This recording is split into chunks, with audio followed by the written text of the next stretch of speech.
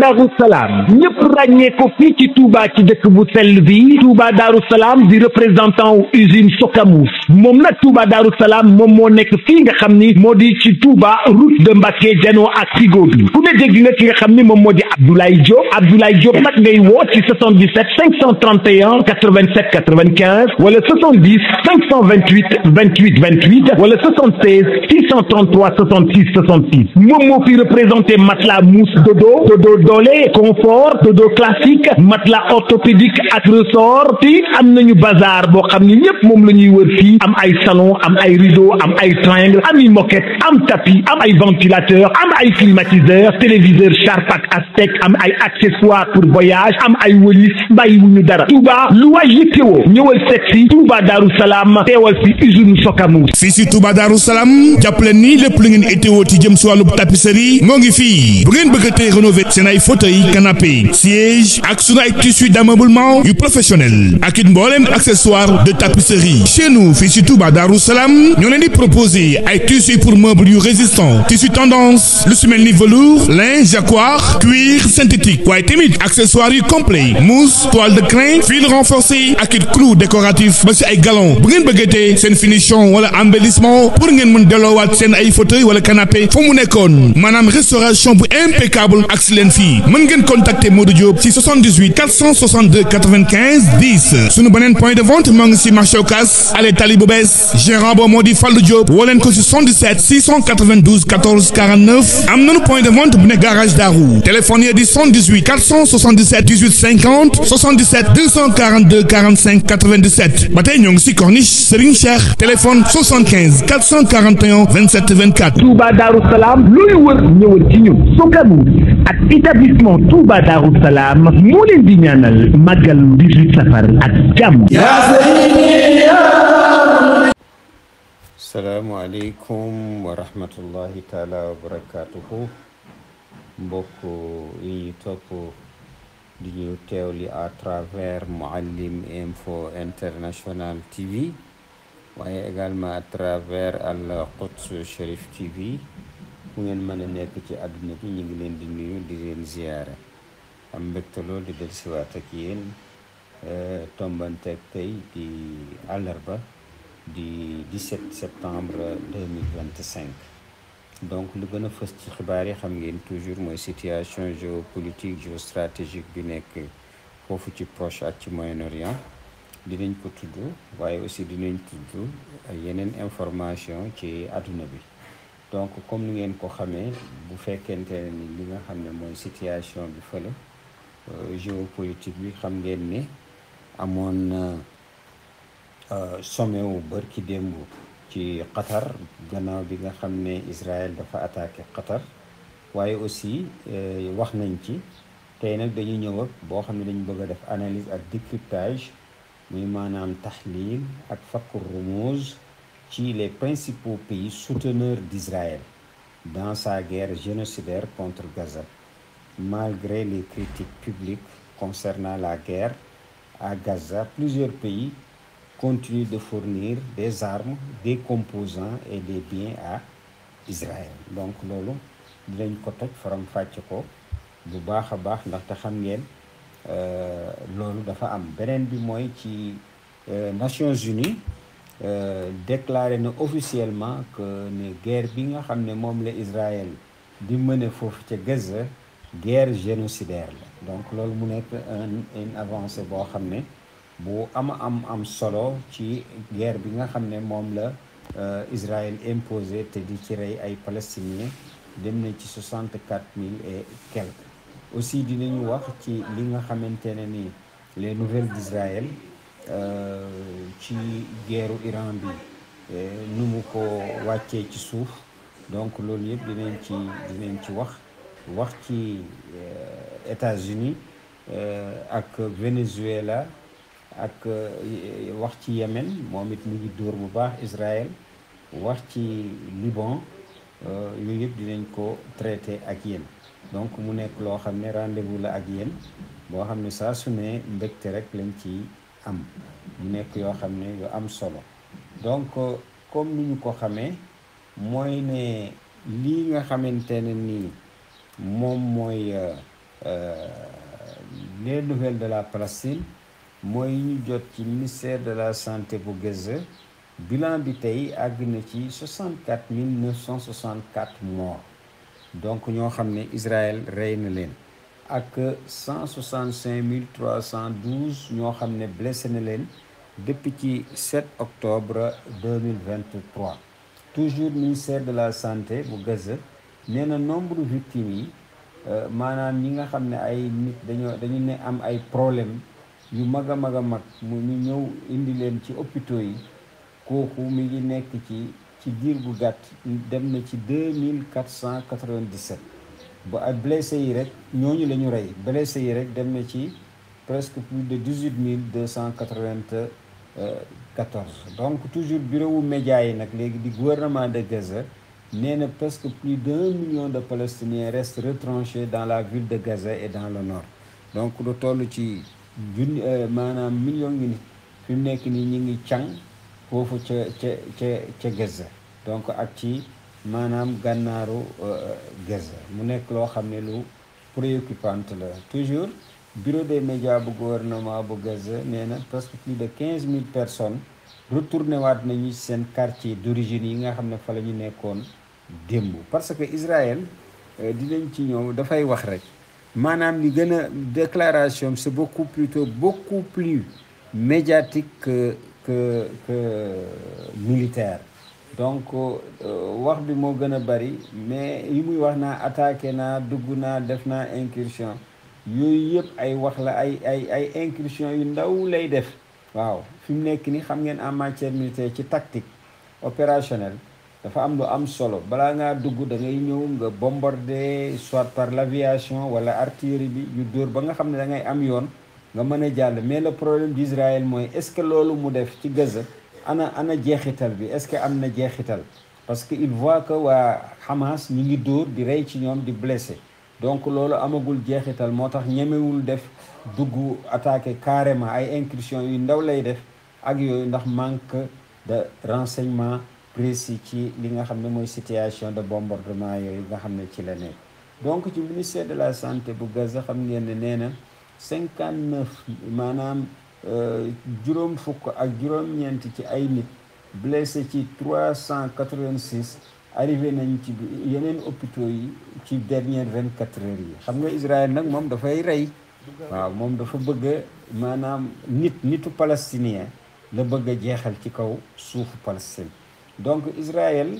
comme ni ngeen ko xamee li muy wax ci attaque générale boobu la lancé contre Gazaville nga xam ne actuellement dafa jël en piège plus de 500 000 personnes mbir yu doy waar la moo tax mu am un rapport bu l'ONU nee na Israël commet un génocide à Gaza en cherchant à tuer autant de Palestiniens que possible Israël li muy def ni guerre de génocidaire la parce que dafa bëgg maanaam lépp loo xam ne dafa takk ci nitu Gaza mu rey ko waaye bu ko defee mu faagal ko waaye aussi rey leen rey nu mu mën a man rek dina ko def ci palestiniens yi donc loolu dafa maanaam soxor iñaan bon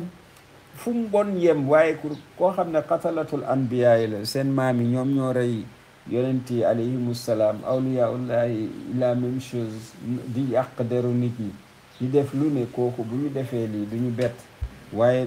mbetteel bi kay mooy musulman yi nga xam ne ñoo waroon a mën a taxaw ñi ne 2 milliards de musulmans lañu te 2 milliards de musulmans yooyu mënuñu sax taxaw maanaam takk geño pour mën a taxaw sax face à Israël loolu mu nekk loo xam ne lu doy waar la te alquran waxuñu loolu yonent yàlla Muhammad sallallahu alayhi wasallam waxuñu loolu nit ñu baax ñu waxuñu loolu waaw donc mu nekk loo xam ne gàcce bu mag boo xam ne yowmal qiyaam fii déjà commencé nañ fi am toroxte ñun jullit ñi képp ku naan ashhadu an la ilaha illallah rek fi mu nekk nii arab ak ñàkk fulla ak fayda tax na dañu lay relégué ci seconde zone ne amoo fulla amoo fayda amoo benn valeur donc de solidarité et d'unité sa diggante ak say bopp donc moo tax mu nekk lu métti mais ONU moom jël na maanaam benn rapport son courage à 2 mains ne li Israël di def génocide la ca Gaza te jubluwaayam mooy mu rey le maximum de palestiniens donc ngeen di ko gis noonu. commission enquête nag une commission d'enquête des Nations Unies boo xam ne ki ko mandaté woon mooy le conseil des droits de l'homme bu ONU moo publié rapport bu doy waar bi nga xamante ne ni mooy wane responsabilité israélien yi ci lii ak li nga xam ne mooy seen intention pour rey ay palestiniens nu mu mën a nekk. donc mu nekk loo xam ne crime la boo xam ne contre l'humanité d'extermination donc mu nekk lu doy waar. ci beneen wàll l'armée israélienne nag confirmé na que ñaari division muy bu 162 ak 98 nga xam ne dafa composé wu de dizaines de milliers de soldats nee nañu dem ci guddi dugg nañu de commencé nañ seen opération terrestre ci élargie ci pour la ville de Gaza. donc mu nekk une nouvelle phase de l'offensive contre le Hamas. gis nga c'est beaucoup plus médiatique même entre 70 millions yi ñu doon wax yëpp ne dañ ko soxla ci ay réserves ñu bari dañoo daw ñu bari dañoo daw bugguñu ci bokk ndax tiit bu ñu demee ñu rey leen. loolu nag mu nekk une première en Israël nga gis militaires yi di daw li nga xam ne mooy l'ordre des décideurs politiques. donc opération bi ngeen xam ne moom mooy xam ngeen que Gideon char les chariots de Gideon donc muy bee parce que xam ngeen opération ci militaire boo changé nom d'opération bi rek mooy ne bële jeex na ce qui veut dire que boobu Gideon les chars de Gideon A boobu moom dafa échoué parce que àggul fi mu àgg. léegi nag ñi ngi ci démb à part de démb mooy Gideon B ce qui veut dire que 2 ans yow mënuloo dara ñi nga xam ne ci suuf la ñu nekk yow nga nekk ci kaw ci géej gi ci jaww ji fu ne yaa nga fa te mënuloo leen dara ba pare ngay retourné waat encore nga ne tu vas les exterminer baax na bés dina ñëw Israël du am ku ko fat waaw ci kattanu sunu borom loolu dafay am te lu gaaw a gaaw la yàlla day bàyyi jullit ñi parce que nattu la aussi waaw nattu la waaw an taqulu amanna wa hum la yuftanun ndax dañuy naan gëm nañu te kenn du leen éprouver il faut que ñu éprouver leen nga am ay souffrance ay difficulté ñu doog a xam natt nit ñi parce que moo tax ñu ne nattu mooy natt sa bopp muy paradigme waaw ndax yow benn mètre nga wala ñaari mètre nga wala yow 1 kilo nga wala 2 kilos nga moo tax souffrance yi mu baax ñu xam kan mooy kan donc mu nekk loo xamante ne ni lu am solo donc moo tax li nga xam ne moom mooy opération bi nga xam ne yàgg nañ ko coow depuis presque ay plusieurs semaines fi mu nekk nii nee nañu troupes yi ñu ngi commencé di avancer ci zone intérieure ci ville de Gaza et bi nga xam ne mooy 36e division moom war na leen rejoindre ci opération yi d'ici quelques jours mu augmenter significativement le nombre d'effectifs mais yii yëpp ay waxu caaxaan la rek ci propagande la gën a jege waaye mbiru terrain bi moom ñu ngi leen ci yóbbu laaxara bu baax a baax di leen gaaw a précipité yóbbu ci jahannama wala laza wala jahim. donc le chef d'état-major le lieutenant général Eyal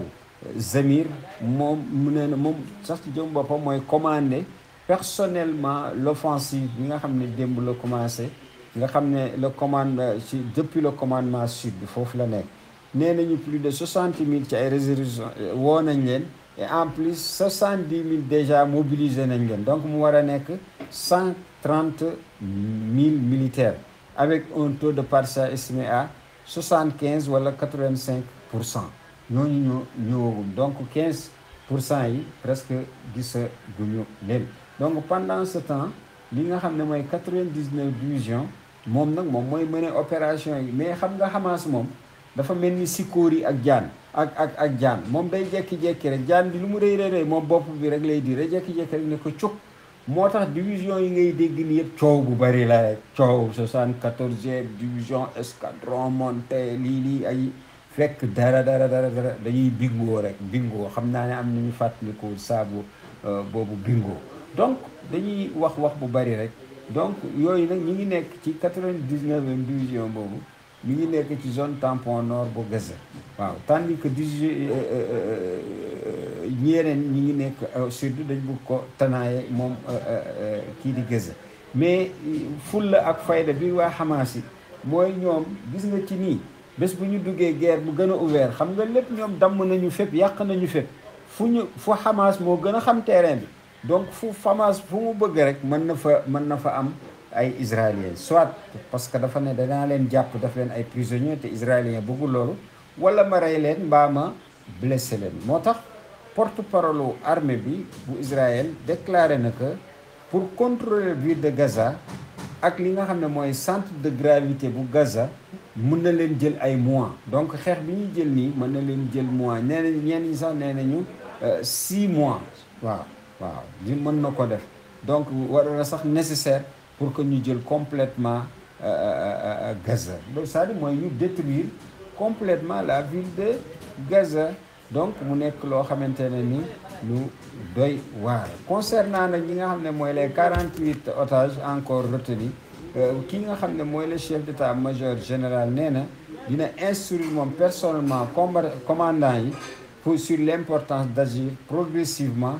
et de minimiser les dommages aux otages pendant l'opération xam nga affaire boobu doy na waar ñii bëgguñu seen otages yi ñu dund waaye loolu seen affaire bopp la kii nga xam ne nag moom mooy le secrétaire général bu ONU muy Guterres nee na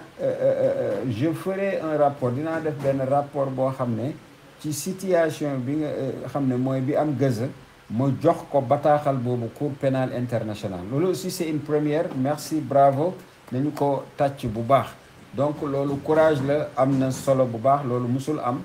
ay avancé la beneen bi nee na les Nations Unies xam ngeen ne ñoom mënuñu sax protéger seen personnel ci assassinat yi nga xam ne Israël moo koy def donc ñoom naka la ñuy donc ñoom di mën a protéger ay civils yoo xamante ne ni israéliens ci seen jëm bopp ak américains yi ñoom ñoo leen di rey mooy maanaam israéliens yi ñoom ñoo yor position yi ak américains yi donc loolu ñooñu nag seen taxawaay moo indi mu fragiliser li nga xam ne mooy les Nations Unies donc Nations Unies nee na Israël dafa commettre un génocide ci Gaza nee na Israël mooy responsable du génocide à Gaza Nations Unies nee na les dirigeants israéliens ont incité au génocide à Gaza nee na aussi les forces israéliennes ont commis 4 des 5 actes de génocide contre les Palestiniens maanaam bu doon juróom la ci loo xam ne ku ko def ñu ne faute la ci wàllu rey ci wàllu ay nit donc ci génocide dinañ ne ñeent yi ci juróom yooyu Israël commettre na li ni mel donc Israël bàyyiwul dara moo tax fii may wax Iran na bàyyi xel parce que gis nga Israël ñi c'est des sauvageons waaw c'est des sauvageons gis nga nit ñi def nii ñoom nucléaire rek moo ko dese Israël pour mu def lu bon te il le tentera waaw il le tentera moo tax Iran na def attention bu baax a baax kurus yi nañ ko teg fële dafa am ay waxtu zikr ak ay waxtu yoo xam ne da ngay taxaw nga jënd sa bind ak yoo xamante ne ni waxtu yoo xam ne peel ngay jël wala pikk bu fekkente ne militaire nga jël sa arme nga préparé parce que Israël day bette mook Amérique te lépp lu ñu wax du dëgg donc c'est des traîtres waaw trahison du dara ci ñoom la forfaiture n'est rien pour eux donc mu nekk loo xam ne Iran na ci bàyyi xel bu baax donc Israël fi mu nekk ni mbonam dem na ci lépp loo xam ne lu bon la loo xam ne mën na metti jullit rek Israël mën na ko def wala nite rek Israël mën na ko def moo tax le roi d'Espagne mi ngi dénoncer la souffrance indicible de centaines de milliers d'innocents à Gaza waaw roi wu Espagne moom sax moo tane yenn pays arabes yi ak yenn pays jullit yi nga xam ne ñemewuñu sax dénoncer souffrance bu metti nga xam ne kenn mënu koo natt li nga xam ne mi ngi dal ci ay junni ci waa Gaza moo taxit Espagne moom pare na pour boycotter Eurovision 2026 bu Israël ne day bokk ki amul benn pays ci pays tubaab yi presque ku ñeme am yi position nga nattable ko ak position wu pays arabes yi nga xam ne ñemewuñu rompre les relations diplomatiques wala économiques wala sax ñu baissé ko ñemewuñu ko waaw pays yi nga xam ne yëpp dañu amoon ay accord de défense entre que ce soit muy Turquie ak Qatar ba ñu ubbi fa base ñemewul sax wax piip ne dafay attaqué xas nag moom liñ naan saaga du tax moo tax naar bi boo ñëwee ne ko naar nga saaga ko dafa naan rek ak yow parce que saaga bi du tag au lieu que muy tuddaat saaga bi nga ko saaga dala naan rek ak yow moo tax mu doy waar yéen yi nag ñàkk fulla la ak fayda arab yi moo leen indi ci lii mais nga xool Espagne mi ngi leen jox ay leçon moo tax Espagne 71% ci espagnol yi ñi ngi considérer que li nga xam ne action wu régime sioniste la muy bu Israël dafa nekk un génocide loolu nag benn institut royal Elcano moom moo ko wax foofu ca Espagne donc commission européenne bu maanaam tubaab yi Europe dinañ adopter de nouvelles sanctions la ñu wax contre Israël donc di loolu nag la ñu wax ne tey sax dinañ ko jël décision boobu mu nekk alors que armée israélienne bi ñëpp xam nañ ne mi ngi gën a yaatal di gën a mettital offensive terrestre bi nga xamante ne ni moom lay def ca bande de Gaza nga xam ne mi ngi rey di yàq ay nit ñu bari ak ay kër yu bari donc Israël ci jëmu boppam moom it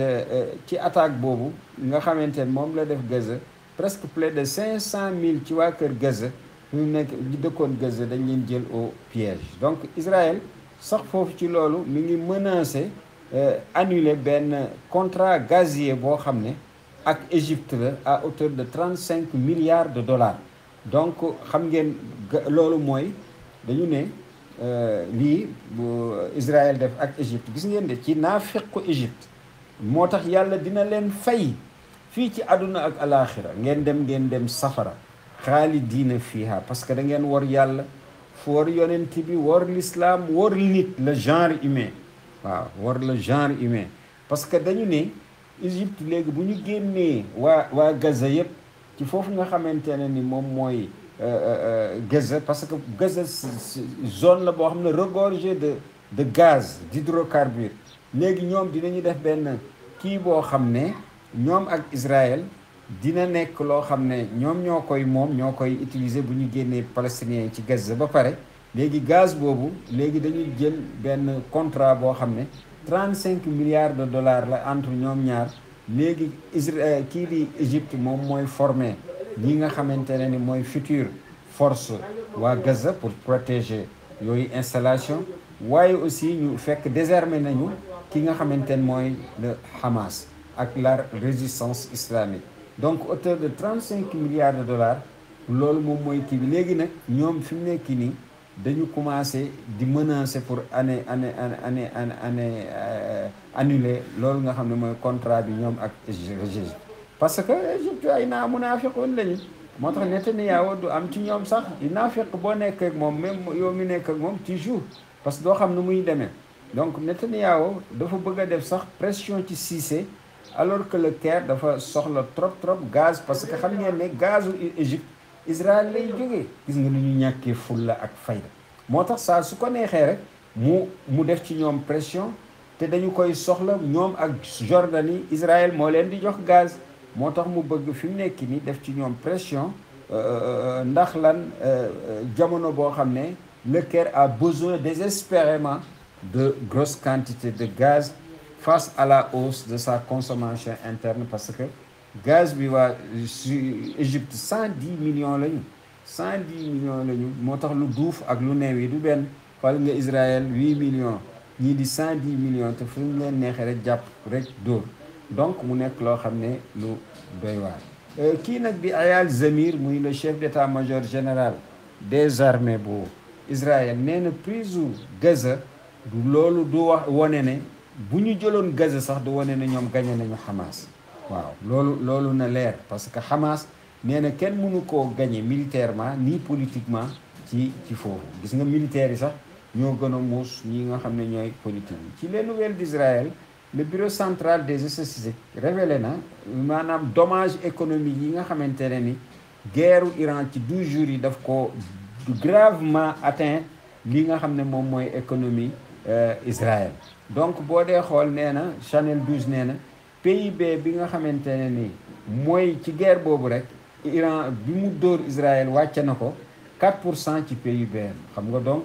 Iran dóorantuwul daf ko dóor yu metti te moment bi Iran am na benn arme boo xam ne moom lañ tuddee axiru zaman dégg nga nihayatu dunia la fin du monde boobu dafa nekk arme boo xam ne dem na ci 2 tonnes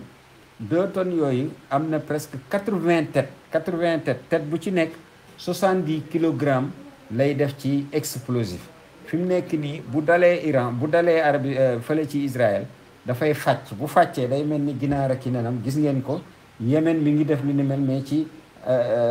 du grandeur nature ci bu ndaw la koy defee donc loolu actuellement moom la Iran prévoir te yëpp mi ngi ko pointé ci Israël parce que nee nañu ci xaymakat yi fii ak décembre xeex mën na am d'un moment à l'autre à chaque instant mën na ko reprendre parce que Israël buggul toog te buggul aussi Iran continuer di toog parce que danaan Iran lu mu gën a yàgg rek ñu gën a defaru te loolu moom ci kàttanu sunu borom moom di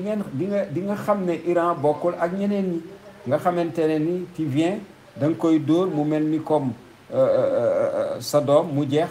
duñ la sax ñeme wax au contraire dañuy ñëw àndaat ak yow sax naan la dóor bi ma dóor est-ce que neex na la waaw man de saful ci man bu la neexee nga dolli doo dolli waaw parce que ndax ñàkk fulla ak fayda bu arab yi parce que mënuñu leen ñàkk bañ a attaqué moo tax actuellement Israël ci jëmu boppam Chanel 12 nee na baisse PIB mu chuté wu à 4% en raison de la guerre avec l'Iran nee na cette baisse reflète la plus forte contraction ci maanaam mooy bi gën a mag bi gën a grave yi nga xamante ne ni dal na Israël donc moo tax Benjamin Netanyahu ci wàlla xoolal li mu wax déclaration diggante moom ak Qatar nee na je n'ai jamais cru que le Qatar était de notre côté ou neutre. À un moment donné, nous avons pensé pouvoir l'utiliser. mu ne moom Benjamin Netanyahu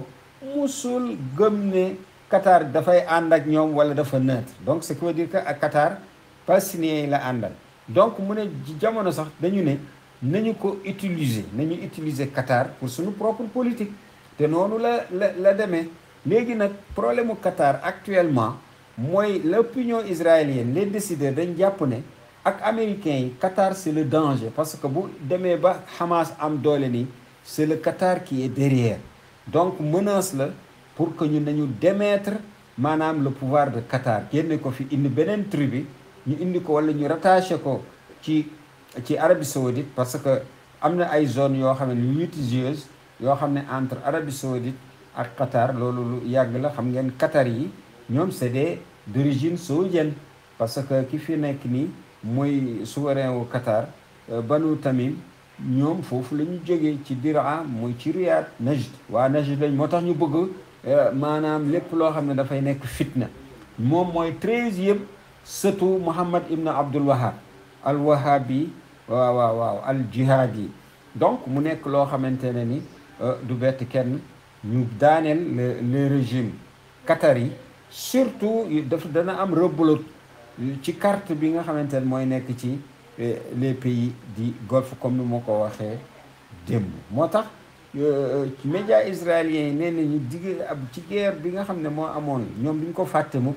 Iran ak Israël 12 jours l'économie a été paralysée pendant 2 semaines moo leen indil chute seen PIB à 4%. Netanyahu nag nee na moom il apprécie sax ñu di ko naan mooy le tyran du Moyen-Orient parce que Netanyahu objectif am mooy Ben Gurion maanaam mu raw Ben Gurion ci histoire Israël waaw te moom mooy nar a nekk le dernier maanaam président wu Israël njiitu Israël waaw premier ministre Israël moom mii moo ko nar a nekk ci kàttanu sunu borom bi iznillahi taala donc moom looloo tax mbon gi foo ko takk rek weesu na ko moo tax loolu daf koy énorgueillir di ci rëy waaw donc actuellement Netanyahu nee na le grand perdant de la guerre de 12 jours imposée à l'Iran a l'illusion que le monde conspire contre lui Netanyahu nga xam ne moom xam ngeen ne dafa perte ci 12 jours yi nga xam ne dafa jàppanteeg Iran parce que ñooñu ñëpp ñu mu doon laalanteel ay maanaam ay mboccoor la ñoo mooy gilee mi ndaw yeeg yooyu waaye bii moom dafa tombanteeg koo xamante ne ni c'est un état très organisé mu war ko mën a duma yu metti même Hezbollah gis nga c'est pas un état Hezbollah faction la mais gis ngeen ni mu def lii nga xamante ne ni moom mooy waa Israël ba Israël moo ñaan ne nañ ko may tin mu arrêté xeex bi même bu dee sax xeex bi dafay amaat. Donc mu nekk loo xam ne lu doy waar. Donc nee na actuellement ñëpp dañoo bañ Israël, monde bi yëpp dafa bañ Israël, te dafa am ay force lu mel ni Qatar, waaye aussi Chine ñoo xam dañuy soutenir Iran, ak Russie aussi, te dañoo bëgg a wër ndombo ki nga xam ne mooy Israël. Axios nag muy benn bataaxal, këru bataaxal la bu nekk États-Unis, mu ne Israël actuellement mi ngi attaqué Gaza. Donc mu nekk loo xam ne lu doy waar la. moo tax aussi am na sax benn conférence de presse conjointe boo xam ne dañ ko bokk entre Benjamin Netanyahu ak le secrétaire d'État muy américain muy Marco Rubio. Marco Rubio nag exprimé na ci soutien explicite bu clair boo xam ne ci li nga xam ne moom la Netanyahu di def di attaquer Gaza. moo tax sax loolu c'est un message, parce que après li arab yëpp def 57 pays ak ñeneen ñi ñëw jàppale leen, te Israël moo def njombe. Israël jekki-jekki mu xaar ba président ministre des affaires étrangères mu secrétaire d'État bi ñëw mu attaqué Gaza. loolu signe la, maanaam message la pour wane ne ñun faale wuñu leen. Et puis sax Amérique ñëw di exprimer son soutien explicite à l'assaut israélien sur Gaza City. loolu aussi mu nekkaat beneen message, maanaam taxawaayu Amérique ci arab yi, maanaam teguñu leen fenn. waaw moo tax ku bindoo ni tama ñu tëgg la ni tama, ni da ngay am fulla nga am fayda. waaw da ngay am fulla nga am fayda, parce que am na yenn yoo xamante ne du problème religion wala leneen, mais problème de valeur la. waaw problème de valeur la, nit da ngay fonk sa bopp, da ngay bëgg sa bopp. waaw da ngay nekk koo xamante ne ni da ngay taaral sa bopp, waaye nga nekk ku ñu ne nii rek nga daw. même booy xeex sax fi gën a metti ngay joxe pour ñu mën la cee duma. yow ces américains là nga xam ne kenn xamul lan lañu, ñoom ñu ñëw quand ils sont venus qu'est-ce que vous avez fait? da ngeen débloqué 5000 milliards de dollars ak ay avions ngeen jox ko, or jama lu ne ngeen joxe ko, ak ay projet yooyu yëpp taxul Amérique mu ngeen mucc ci moom ak Israël. donc yéen kañ ngeen di mucc? waaw kañ ngeen di mucc? waaye nag naa fekk moom noonu la, segem da ngeen di nifaaq contre islam, contre yonent bi,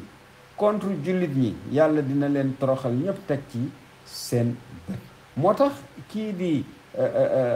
ci benn responsable américain ci site boobu muy Axios nee na administration de Trump ne freinera pas Israël et lui permettra de prendre sa propre décision concernant la guerre à Gaza. kii nga xamante ne ni mooy administration Trump ci jëmu boppam du téye mukk loxo Israël wala tànkam, waaye nag dina ko permettre, dina fexe ba Israël ci jëmu boppam muy jël ay propre décision ci li nga xamante ne ni moom mooy Gaza sans ingérence américaine. donc nee na guerre bi nag nekkul guerru Trump, mais guerru Bibi la. xam nga Trump loolu lay wax toujours, te Bibi muy maanaam Benjamin Netanyahu dina assumer tout ce qui se passera ensuite. moo tax Marco Rubio nee na à Netanyahu administration bu Trump mu ngi soutenir opération terrestre boobu ci Gaza, muy Gideon Sar, les chariots de Gideon Sar. donc mu ngi koy version B mu ngi koy soutenir, mais dafa bëgg souhaite que soit mise en œuvre rapidement. loolu nag dañoo bëgg rapidement kii di Israël attaque bi muy attaqué nii gaaw Gaza na gaaw, bu ko defee ñu mën a occuper Gaza, mbir mi jeex. te occupation ñaara koy jeexal selon moom mooy otage yi ñu revenir, waaye aussi lii di nga xam ne moom mooy arme yu kii yor muy Hamas ñu récupérer ko ba pare génne leen foofu nga xamante ne ni moom mooy Gaza. donc toujours ci information yi ki nga xam ne mooy Marco Rubio moom it wanewaat na beneen relation bi nga xam ne am na te dafa dëgër lool entre Qatar ak États-Unis. ñëpp xam nañ ne États-Unis moo nekk ci ginnaaw attaque bi contre ci moo ànd ak Israël contre le Qatar, mais moom Marco Rubio moom xam nga c'est le secrétaire d'État américain, nee na les États-Unis et le Qatar sont proches de finaliser un accord de coopération renforcée en matière de défense. source bi nag Axios la. nee na kii nga xam ne moom mooy les États-Unis ak Qatar daanaka sax léegi ñu signé benn accord boo xam ne de coopération pour seen relation en matière de défense mu gën a dëgër militaire renseignement sécurité yëpp mën a ànd c'est-à-dire on ne comprend plus maanaam lan la xarit di jëriñ lan la noon di jëriñ donc comme yow da ngaa nagu ñu di la duma loolu c'est très bien moo tax Qatar bu ci kenn dugg te deret bi waruñu laal ñoom ñoo war a maanaam subir parce que ñoom ñoo sonal jullit ñi ñoo sonal musulmans yi ndax seen nifaq seen naafiq ñoom ak yeneen pays musulmans yi dinaa ci ñëw parce que dinañ wax kenn ku ci nekk naka lay soutenir Israël ci pays yi maa ngi liste bi ci quelques pays yoo xam ne dama leen ci tànn moo tax kii di Benyamin Netanyahu moom it ci beneen wàlla reconnaître na Israël fi mu nekk nii dafa am isolement diplomatico politico économico commercial loolu nag muy avertir ne Israël mën na dem ba dugg ci économie boo xamante ne de très autarcique nga xam ne dafay am ay difficultés moom Israël donc moo tax sax nee na Israël dafa war a ci wàll boobu dafa war a gën a produire ses propres armes au lieu muy dépendre ci commerce extérieur loolu dafay wax rek Israël amul doole boobu te complexe industriel kii di Hezbollah ak Iran dañ koo yàq ba mu yàq yaxeet pour defaraat ko rek ça va lui prendre beaucoup d'années donc actuellement ci beneen wàlla 260 ex-responsables du Shin Bet mooy service de renseignement intérieur bu Israël ñu ngi protester ci nomination bi Netanyahu def ci ki nga xam ne moo tudd Zini donc décision de Benjamin Netanyahu boobu nag nga xam ne dafa nommé David Zini ci boppu Shin Bet dafa déclenché benn tollé coow bu bari boo xam ne interne au sein de l'entité d'occupation israélienne loolu médias israéliens yi ñoo indi li ni mel parce que Benjamin Netanyahu aussi may fàttali bombardement bi am ci Qatar c'est pas le Mossad parce que Mossad mooy bras extérieur moo waroon a mëne loolu mais Shin Bet moom moo ko mëne moo tax gis ngeen moo échoué yooyu dina am ay répercussions après donc mu nekk loo xam ne lu am solo la ba jëm ci pays yi nga xam ne nag ñoom ñoo gën a ñooy dimbali Israël parce que xam ngeen ne réalité bi mooy li ñu di gis nii arab yi di ko def ak seen mëlfa yeeg seen kaala yeeg seen musóor yooyu ak li nekk ci suufu seen abba yooyu bokkul waaw malgré que nag critique publique yi xam ngeen arab ci menace le type moyen-oriental mooy ku dëkk foofu da ngay gis arab ak ñi dëkk foofu dañu menace loolu dafa bokk ci ñoom boo deful lii dinaa def nii waaw donc yu demee noonu moo waral ngeen di gis critique publique yi ci guerre bi ñu naan wala d'accord ñu ci ñun dañoo war a juboo ñun arab yi ñun nii waaye dañuy continuer ci suuf di fournir armes ak ay composants ak ay des biens à Israël ki ci jiitu c'est les États-Unis nga xam ne c'est le champ de la démocratie des droits de l'homme ak des libertés tey Israël tax na maanaam valeurs yooyu yëpp mu réer ba nga xam ne les universitaires nga xam ne la classe savante la communauté des universitaires nga xam ne dañuy jouer rôle bu rëy ci réew ñooñu nga xam ne ñëpp ci lañ leen di honorgueillir di maanaam di puukarewoo ci ñoom la njëkk a université yi fi mu nekk nii sonal pour yàq ko ndax lan seeni critiques yi nga xam ne dañ koy def vis-à-vis ci Israël donc États-Unis mooy principal maanaam fournisseur militaire avec des milliards d'aides annuelles donc depuis octobre 2023 envoyé dañu continuer non seulement di soutenir diplomatiquement politiquement Israël waaye logistiquement ci wàllu armement munitions ay missiles ak ay pièces de rechange dañul di ko envoyé mu dem ci presque plus de ñenn ñi plus de 30 et quelques milliards de dollars déjà Amérique alloué na ko pour Israël. Allemagne moo ci tegu parce que Allemagne c'est une puissance moo fa ëppale te yëpp moo ko indi parce que Allemagne moo dem rey juif yi foofu ci Europe dans le Landers te ba pare nag ñu ne nañ leen génne foofu yóbbu leen feneen alors que crime bi fi mu nekkee foofu la ñu leen waroon a bàyyi ndax seen deret tuuru na foofu. Donc Allemagne bien que moom suspendre na nouvelle licence yi en 2025 waaye dafa maintenir exportation militaire am en vigueur ba mu toll ci 485 millions d'euros entre 2025 ak 2023 ak 2025. Et également dafay exporter ay biens commerciaux yoo xam ne d'une valeur de 5,6 milliards de dollars 2024 bi rek loolu la exporté foofu ca Israël. Donc mu nekk étant l'un des plus grands partenaires d'Israël kooku lu clair la. Donc Royaume-Uni ñoom muy Angleterre moom dafa approuvé na licence yi nga xamante ne ni moom la ñuy délivrer ay armes à 127 millions 600 moom la Angleterre jaay ci ay armement moom la ko livré en 2024 rek. Et mi ngi continuer di exporter ay pièces pour F-35 malgré suspicion partielle yi nga xamante ne moom la ñuy wax ne moom bàyyi na dootul yóbbooti dara pour Israël. Donc exportation totale yooyu vers Israël daanaka boo xoolee ci 2025 bi jeexalaguñ ko waaye ñu ngi ko estimé ci 3,3 milliards de dollars. France ñëw France dafay exporter des composants militaires lu mel ni bombe, missile, drone. Donc en 2024 les ventes militaires rek ci France ci jëm ci Israël atteindre na 16 millions d'euros, le niveau le plus élevé depuis 2017. muy lu am solo sunu mbokk Turquie yi ñëw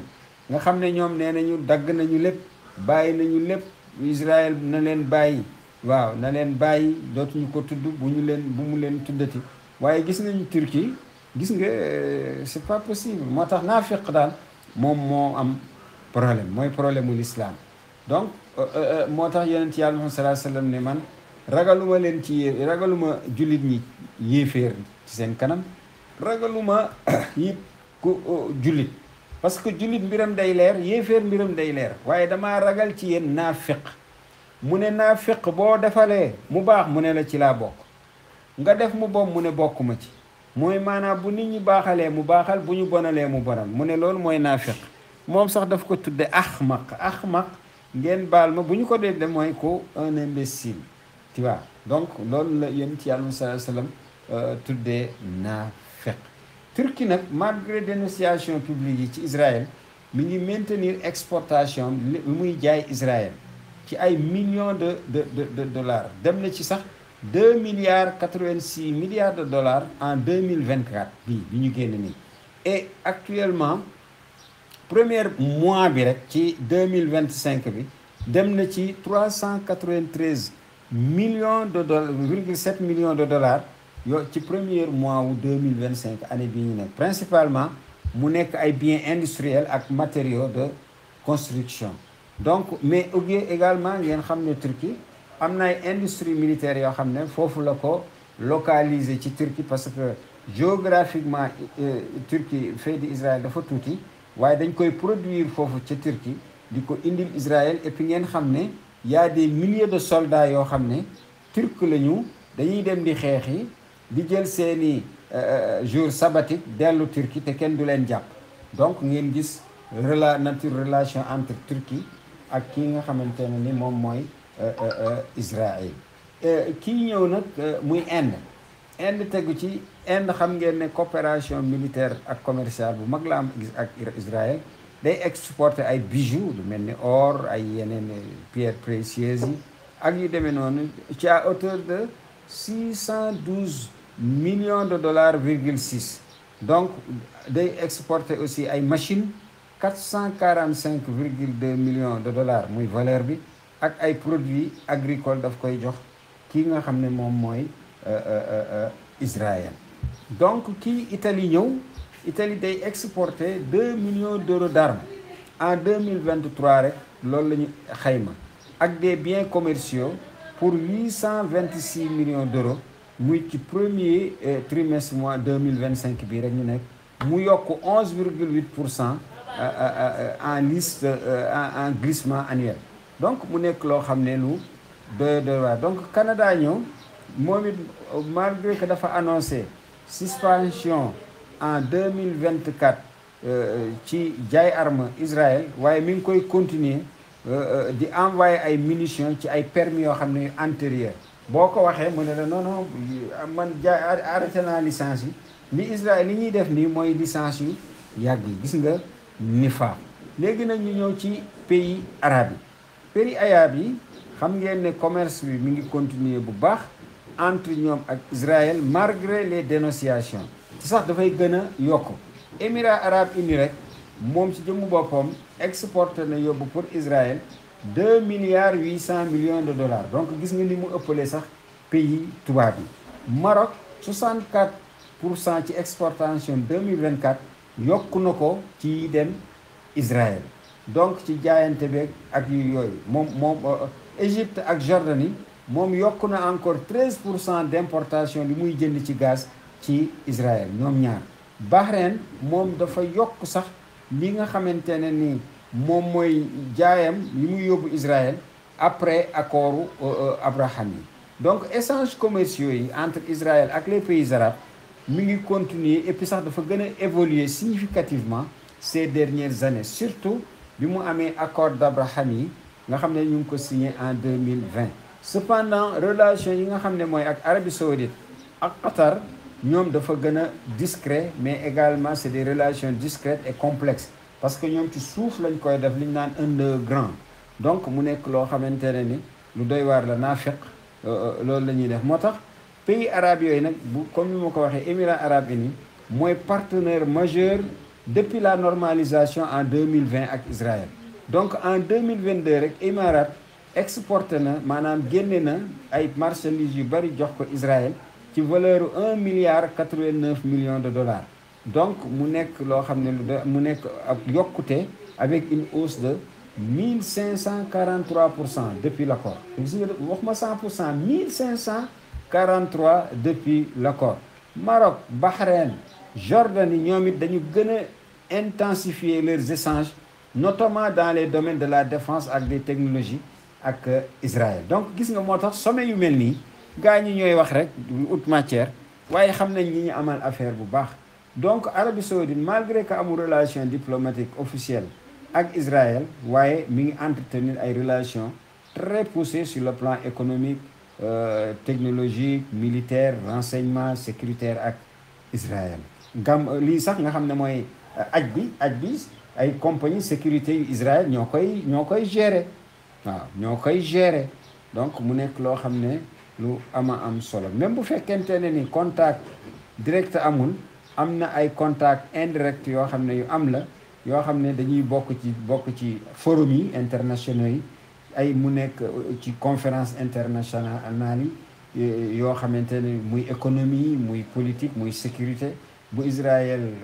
ayee ñu dem de manière très discrète mu nekk nag coopération discrète en matière de sécurité. am na aussi ay rapports non confirmés yoo xam ne nit ñi dañ koy wax mu ngi koy évoquer ci ay échanges commerciaux yoo xamante ne limité ou via des intermédiaires waaw yooyu dafay am ci arabe de sax loolu moom mooy la am mais rien d'officiel ou de transparent amuñu ci leer. Qatar nag xam ngeen ne entretenir moom ak relation diplomatique ak Israël waaye rôle bu majeur lay jouer en tant que médiateur régional surtout ci mbiri conflit wàllu Gaza. échange économique yi daanaka dañu naan entre Qatar ak Israël nee nañu amul waaye loolu nekkul lu leer waaw dafa nekk loo xam ne lu indirect waaw maanaam mën nañu jënd ay marchandises décoller ko nga xam ne dañ ko jëndee ci benn réew ñëw Israël ñu ñëw def ci beneen étiquette pour échapper li nga xam ne mooy surveillance donc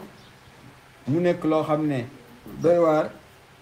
waaye xam nañ ne ces pays là même bu amul ay relations diplomatiques dafay am ay relations indirectes yoo xam ne souvent via des ONG ou des mécanismes humanitaires donc tendance générale bi en 2022 mooy ne les États arabes yi nga xam ne dañoo normaliser les relations ak Israël ñoom ñi représenté 25% ci les exportations wu Israël soit environ 3,1 milliards de dollars sur un total de 12,5 milliards donc ce qui veut dire que téeméer bu nekk boo ko xaajee ñeent lii dugg foofu ca marchandise ci dëkku arab yi lay jóge te secteur clé yi nga xam ne moom la suuxal mooy défense ci wàllu défense drone missile également ci yeneen i métaux équipement électronique ak pétrole. xam ngeen ne le Pakistan nee na nañu former benn armée boo xam ne day tudd OTAN islamique waaw loolu la demandé pour que ñu mën a faire face à Israël. Donc loolu nag mu nekk loo xamante ne lu am solo la pour mën a waaye fii aussi problème bi mooy boo ne musulman Turquie ñëw Arabie Saoudite ñëw ñeneen ñi ñëw te ñoom ñëpp li ci la plupart c'est des valets ay lakewu tubaab yi lañu mais ñooñu bu ñu ñëwee dañuy yoole dañuy indi problème moo tax mbiru jullit ñi dafa munoo toog munoo taxaw munoo sukk munoo raam moo tax mu doy waar kii di Liban nag xam ngeen anniversaire Beeper yi tey la le 17 ak démb presque plus de 5000 Beeper yoo xam ne rey na presque des milliers de personnes blessé ay milliers de personnes foofu ca Liban aussi ñoom nee nañu fi mu nekk nii dañuy leen di chanteloo maanaam chantage ndax lan pour Hezbollah na gindi armam te ñoom loolu du ñu ko d'accord moo tax premier anniversaire bi nga xam ne mooy rey Seyd Hassan du yàgg ci semaine bi lay doon ñu ngi koy préparer fi mu nekk nii ak moom Seyd Safiyuddin ci Yémen nag moom mi ngi def won maanaam ay guddeewu bëccëg ki nga xam ne moom mooy Israël nee nañu ñoom actuellement bis du nekk lu dul Yémen dafay tirer Israël gis ngeen démb Israël dafa ñëw pour attaquer le Yémen def na ko waaye am na ci ay avion dañu retourner parce que tellement que DCAO maanaam force aérienne de défense bu Yémen dañu tiital yenn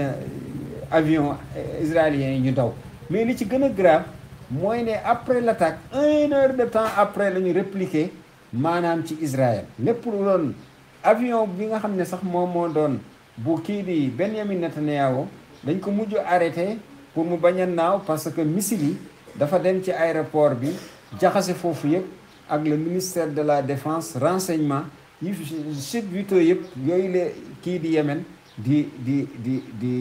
viser moo tax mu nekk loo xam ne lu doy waar avec des missiles balistiques hypersoniques donc mu nekk yoo xam ne yu am solo te kii nga xam ne ñoom ñooy waa Yémen nee nañu kii di li ñuy def noonu dinañ ko continuer di def ba kero lii nga xamante ne ni moom mooy kii di Israël mu bàyyi lu muy noggatu kii di Yémen beneen bi mooy Sayyid Ali Khamenei le guide suprême de l'Iran nee na régime bi ñu gën a bañ tey bu ngeen ko dee xool ci àdduna bi moom mooy Israël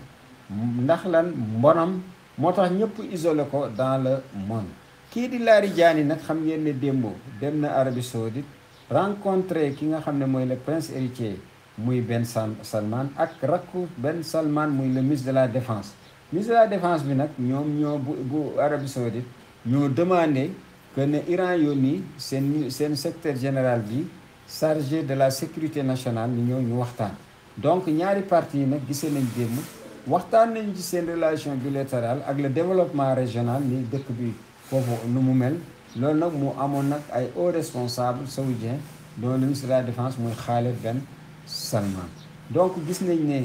télévision iranienne bi rapporté na ñu mel waaye aussi télé arabe yi ak yooyu de mondial même donc ci li nga xam ne moom la kii di le secrétaire général de la du conseil de sécurité bu Iran muy docteur Larijani dem foofu Larijani nag bi mu fay dem mi ngi ànd ak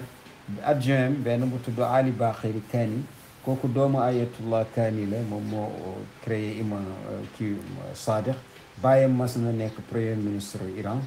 ñooñu nekkoon na fi ministre des affaires étrangères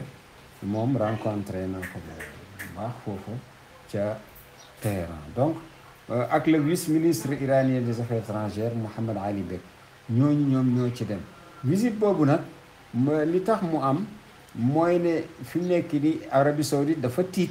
parce que fi mu doon sukkandiku amul te xam nga moom dafa am accord de défense ak Iran moo tax nee nañu bokk na ci li ñu nar a waxtaane la création d'une salle d'opération conjointe mu am benn ghurfa amaliya mushtaraka nga xam ne ñoom ñoo koy bopp militaires yi entre pays islamiques yi comme ni ko Pakistan waxe loolu bokk na ci li nga xam ne Iran dina ci waxtaan ak Arabie Saoudite ndax folie bi nga xam ne mooy ndof junuun bi nga xam ne moo dal kii di l'entité sioniste muy Israël. Donc nee na mesure boobu rek war na mën a buñ ko defoon tey ñi ne armée islamique dañ koy def rek da nga gis tubaab bi dinañu tiit parce que soutien bi day taxaw te bu dee ñàkkante rek mooy am loolu moom dinañ ko ci def ba mu sax moo tax ñu ngi ñaan yàlla yal na loolu def ma am parce que dina dimbali jullit ñi bu baax a baax parce que lu mel ni Iran lu mel ni Pakistan ñaar ñooñu rek bu ñu liggéey woon rek c'est fini waaw c'est fini ci zone boobu donc ak lépp lu leen di sonal moo tax comme ni ngeen ko xamee actuellement kii di secrétaire général bi mi ngi foofu waxtaan na comme tournée bi mu defoon Liban ak Irak ci fan yi ci jamono yi demoon foofu aussi rencontré ñi nga xam ne ñooy responsable yi foofu la waxee ne bés bu ñu xeex bi amaatee entre Israël mu attaqué Hezbollah bés bu ci Amérique duggee Iran dafay ñëw impliqué wu ci wala Arabie Saoudite dañuy ñëw directement impliqué wu ci moo tax gis nga alliance yi Iran Arabie Saoudite amul c'est mouvant nekkul ay alliance yoo xamante dafa fixe parce que xam ngeen état amul xarit ay intérêt la am waaye aussi même bu dul loolu sax entre yow ak man rek mën nga nekk un allié mais xarit moom sa intérêt rek même bu dee yow waaw liñ naan maa la kii ma bëgg sama bopp du bañ naa la concurrent mën na nekk partenaire mën na nekk waaye ami ci ay relation soit macro wala micro na ngeen ci bàyyi xel li nga xam ne moom laa leen di wax moo tax kii nga xam ne aussi ma del siwaat muy Yémen nee na am na mbetteel trop ci li nga xam ne mooy ci communiqué final bu Qatar parce que ni ñu waroon a defuñu ko Qatar amul décision nous condamnons nous soulignons nous avons le regret loolu rek nga gis mais amul décidé de ni ngeen ko xool baat boobu nekku ci parce que arabe dafa amul décision entre ses mains sa propre décision yarewu ko moo tax Yémen ne loolu moom daf ko metti trop waaw parce que dafa yolom loolu nag nee na dafay encourager Israël mu attaqué pays musulmans yi waaye aussi Iran ci communiqué final bi naan ay 2 états moom la ñuy préconiser entre Israël ak Palestine moom nee na d'accordul ci 2 états parce que état yi ku ko moom maanaam ñële c'est des usurpateurs ay raasibin lañu dañoo ñëw nangu suufi jàmbur donc nañu ko delloo jàmm na ne ñooy donc ci États-Unis nag ak Russie